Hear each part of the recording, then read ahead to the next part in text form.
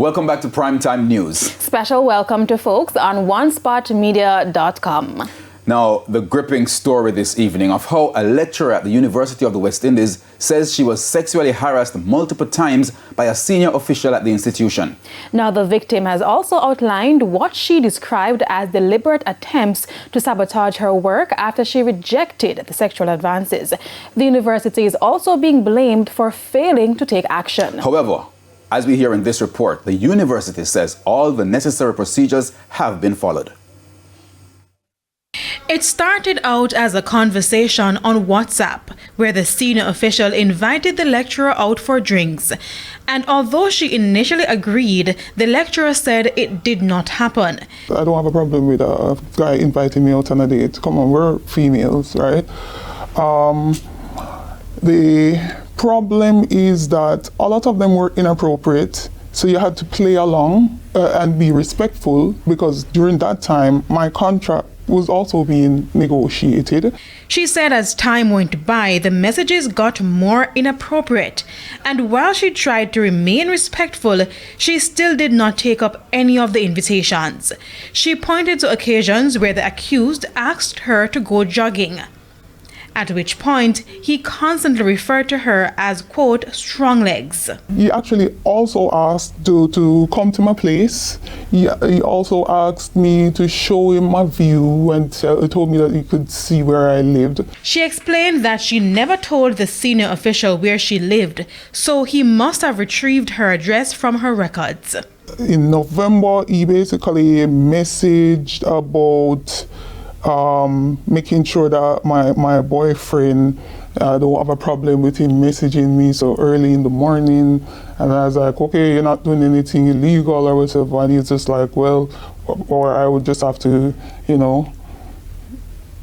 do something about him. After she refused to take up any of the offers, the lecturer said she realized things were getting serious when deliberate attempts were being made to sabotage her work. For example, not getting any cleaning staff, any classes to teach, and sometimes her identification card was deactivated, so she could not enter the building. I also spoke with other staff members who said they were victims of sabotage, however they feared being victimized. Then, on multiple occasions, I was just in the bathroom washing my hands. I guess he felt it was okay to actually just come in. He was right behind me, he was just talking casually, and I was washing my hands and I was just like, hello. And on another day, and when he actually came in with that force, and I had the phone in my hand, I actually froze a bit, and I was just on the dialogue with my sister. He didn't know that it was a video thing, and I kind of just switched it. And then my sister was just like, you have to scream. Now, the lecturer says she made several reports to the university, but the institution was not very responsive. She said a proposed disciplinary hearing has been postponed several times. There is no statement, there is no response, there is no nothing. It's as if there is no process to deal with this. It's as if it's the forbidden thing, you're banished. The Sexual Harassment Act of 2021 states that sexual harassment is the making of the unwelcome sexual advance towards a person by another person which is regarded as offensive and has the ability to interfere with the performance of the individual's work to whom the sexual advance is being made. It also states that the employer should take all the necessary steps to ensure the employee is not being sexually harassed. When we contacted the UWI for a response, Campus Registrar Dr. Donovan Stanbury stressed that the institution takes matters of sexual harassment very seriously and all the procedures have been followed.